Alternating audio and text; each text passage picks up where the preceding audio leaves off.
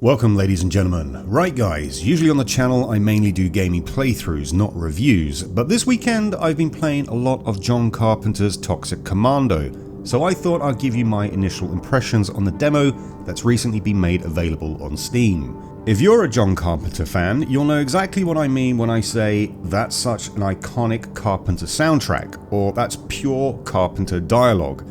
Films like The Fog, Halloween, and The Thing all carry Carpenter's unmistakable signature marks, stylistic choices, and tonal beats that are instantly recognizable as his. So, could Saber Interactive really deliver something that felt authentically Carpenter? And I've got to say, for the most part, yes. Yes, it does.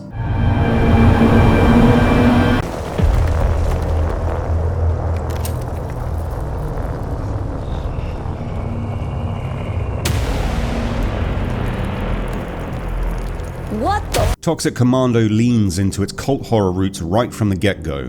The narrative in the demo isn't expansive, instead it sets the tone, a ravaged world tainted by chemical horrors. In the near future, tech giant Obsidian, led by CEO Leon Dorsey, launches an ambitious project to tap into the Earth's core as a new energy source. As you can imagine, things do not go to plan, and a colossal Sludge God demon erupts from beneath the facility. In its wake, scientists, security staff, and anyone caught nearby are transformed into shambling, mind-controlled zombies. In an unexpected twist for a corporate disaster of this scale, Leon doesn't dodge accountability. He claims to have a solution, and you and your team are central to making it work. Gameplay in the demo strikes a satisfying balance between old-school run-and-gun mechanics like Left 4 Dead or Back 4 Blood, with an added car mechanic that your team can use to zip around the more open areas. You can squad up with as many as 4 players, with AI stepping in to fill any open slots. Powered by the Swarm engine, Toxic Commando throws massive hordes your way. Expect waves of undead pouring in by the hundreds, turning every mission into a full-blown fight for survival. The controls feel polished, with fluid movement and tight aiming that make navigating through toxic gauntlets enjoyable rather than frustrating, and the 2 levels offer variety in pacing, one focused on frenetic combat and the other leaning into exploration and environmental hazards. Combat also feels weighty and impactful. Each gun report feels dense and meaty, with some side missions and goals that you need to achieve in order to get to the final survival battle.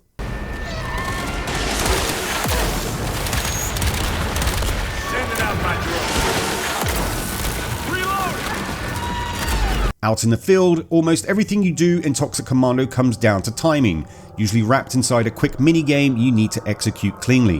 When the pressure's on and enemies are swarming from every direction, even something as simple as nailing the timing on a pull start generator suddenly feels intense.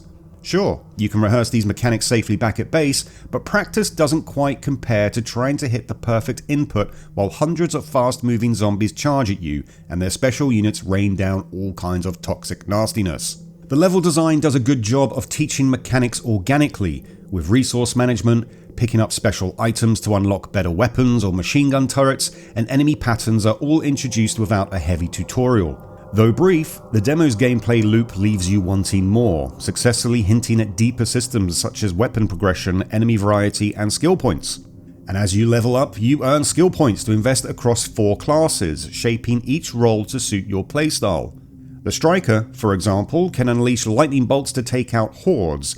The Medic throws out a healing aura for teammates. I played mostly as the Operator, deploying a drone that acted as an added gun out in the toxic field. Lastly is the Defender, who can deploy a shield for incoming projectiles. All of these skill sets can be upgraded the more you grind. After each mission you return to base for a full team breakdown, most kills, highest damage, best driver, and so on and so forth, along with badges for feats like headshots, revives, and co-op takedowns. You'll also earn experience for both your character and the weapons you used. John Carpenter's Toxic Commando is shaping up to be a confident, cooperative, over-the-top action horror experience, and crucially, it feels like more than just another attempt to replicate Left 4 Dead. It understands the genre, but it also understands the legacy behind the name on the box. And whilst playing Toxic Commando, that legacy is palpable. It's there in the synth-heavy score that hums beneath the chaos. It's there in the B-movie bravado of the dialogue. We don't let infected in. Relax. Doctor says it'll clear up in a couple of days. Can I shoot him? Ugh. Your stand-up sucks. And it's there in the unapologetic excess. The swarming hordes, the splashes of carnage, the sense that the world has tipped just far enough into absurdity to be dangerous and fun in equal measure. More than anything, it makes you feel like you're inside one of his films, not just fighting through a zombie outbreak, but surviving a midnight movie apocalypse with style. It's pulpy, self-aware, and soaked in that unmistakable 80s Carpenter energy.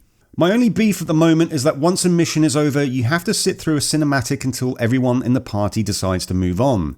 Initially, watching the cutscene is great, but after a dozen or so times, it can delay getting into the next battle. Hopefully Saber Interactive will be able to implement a way for the player just to head back to the main base to avoid this. But download the demo and let me know what you thought in the comments below. I'll catch you on the next one. Stay ghoulish. Bye.